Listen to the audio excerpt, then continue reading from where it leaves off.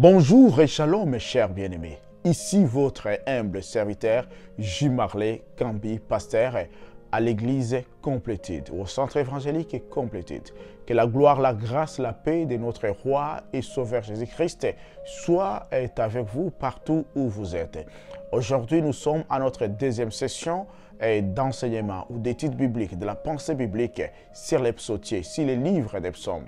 Alors, 3 points vont caractériser donc cette journée. Premièrement, nous allons commencer par récapituler ce que nous avions vu la semaine passée. Deuxièmement, nous allons voir certains termes techniques qui sont surtout fréquents dans les psautiers, dans les livres des psaumes. Et quatrièmement, nous allons aujourd'hui aborder surtout, à ce qui concerne les différentes catégories dont nous avions parlé, nous allons parler, ce qui concerne les psaumes des supplications.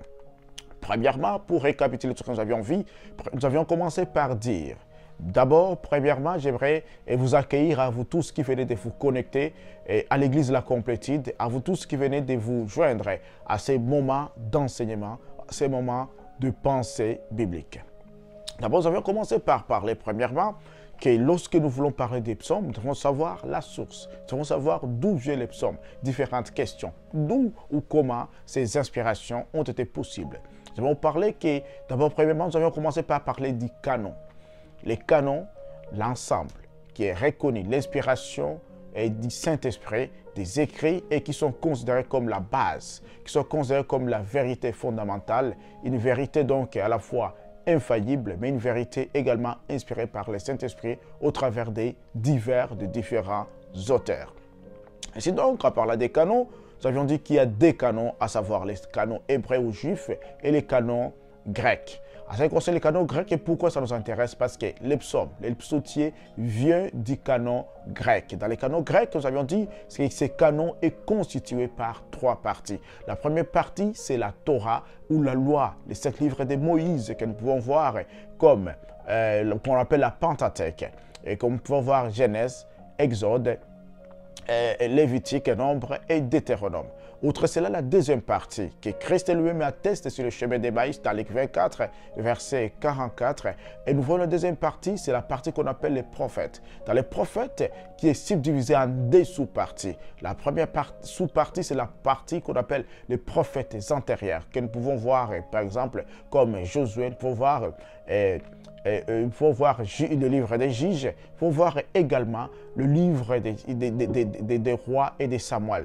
Donc ici, pour ouvrir la parenthèse, il faut savoir que le livre des rois est un seul livre, mais qui a été subdivisé par la version 70, ainsi que le livre des Samuel. Mais également, le livre des rites était rattaché au livre des juges, ainsi comme nous pouvons voir également les livres et celui qu'on appelle des lamentations qui étaient rattachés au livre de Jérémie.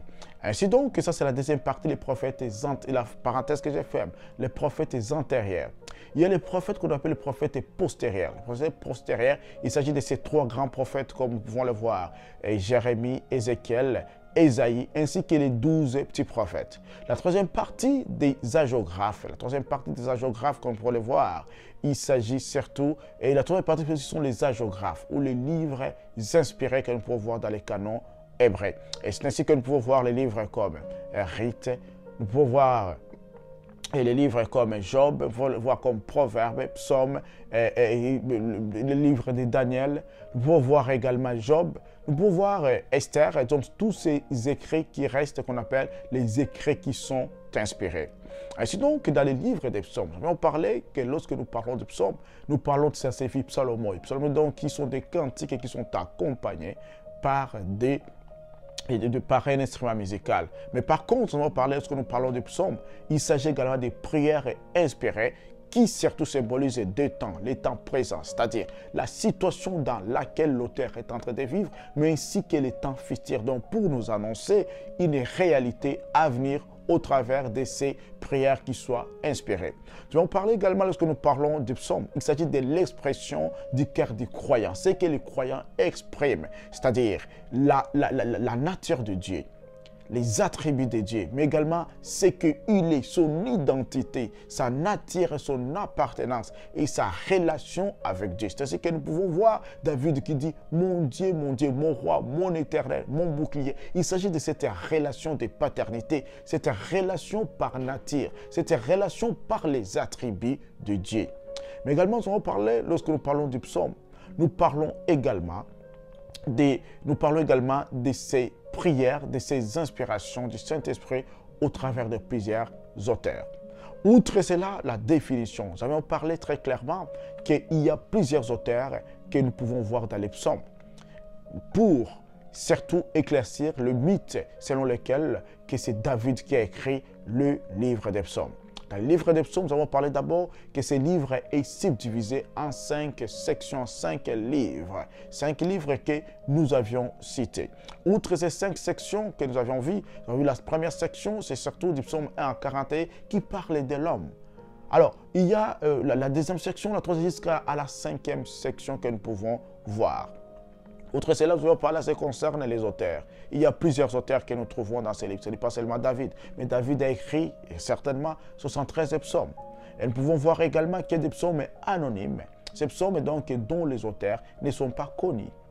Outre les psaumes anonymes, il y a ce que nous appelons les psaumes des fils de Corée, qui sont au nombre de 12. Et d'autres classifications les font au nombre de 14, parce que si on associe les psaumes de Herman et les psaumes également d'Ethan, et qui font nombre de 14. Et il y a également les psaumes qu'on appelle les psaumes d'Azaph qui sont au nombre de 12, ainsi que 2 psaumes de Salomon et un psaume de Moïse et les fameux psaumes 90. Donc dans tous ces psaumes, nous allons parler très clairement, il y a également une subdivision des psaumes.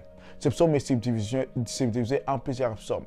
Les psaumes de pénitence, les psaumes de supplication, les psaumes royaux ou messianiques, les psaumes d'insurrection, les psaumes imprécatoires. Et tous ces psaumes, ce sont ces catégories qui tiennent compte, j'avais parlé surtout de la doxologie, donc la manière dont on glorifie Dieu à la fin.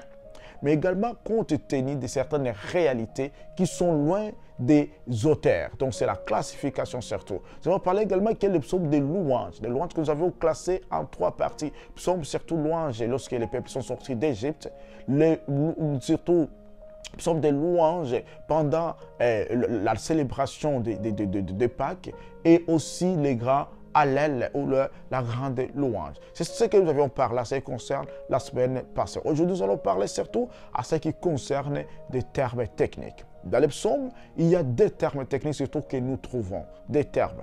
Le premier terme, c'est le terme qu'on appelle les Séla.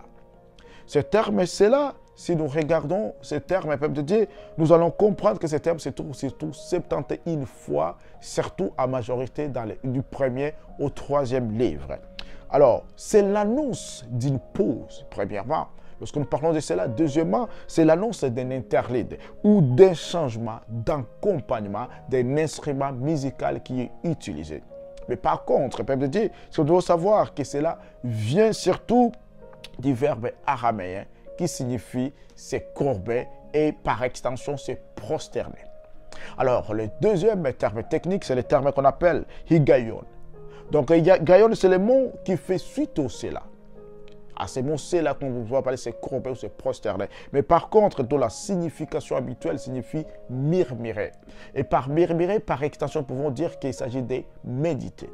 À cela nous donne une idée précise à ce qui concerne ces livres. Ces livres, c'est un livre, peuple de Dieu, dont les paroles, dont les inspirations nous amènent d'abord à méditer la parole de Dieu, à méditer la grandeur, à méditer ce que Dieu fait, mais également au travers d'une position, d'une posture que nous devons prendre, une posture de nous prosterner, une posture d'adoration, car prosterner, proskuno, signifie se courber, mais signifie surtout adorer, signifie une position que nous devons faire. Donc dans les psaumes nous amène surtout à avoir le cœur d'un adorateur. Les psaumes nous amènent surtout à avoir le cœur d'un croyant, à avoir une identité et surtout à savoir qui nous sommes et vers qui nous devons adresser nos louanges, la gloire, mais également vers qui nous devons plaire en cas de problème. Et ces psaumes, nous allons parler très clairement, il y a la place prépondérante de Christ. Ces psaumes, tous se regroupent sous un seul nom. Ainsi, nous pouvons voir différents termes pour ce que Christ a fait à la croix. C'est ce qu'aujourd'hui nous allons voir en ce qui concerne les psaumes qu'on appelle les psaumes de supplication. Ces psaumes de supplication, c'est un psaume d'abord que nous trouvons à plusieurs endroits.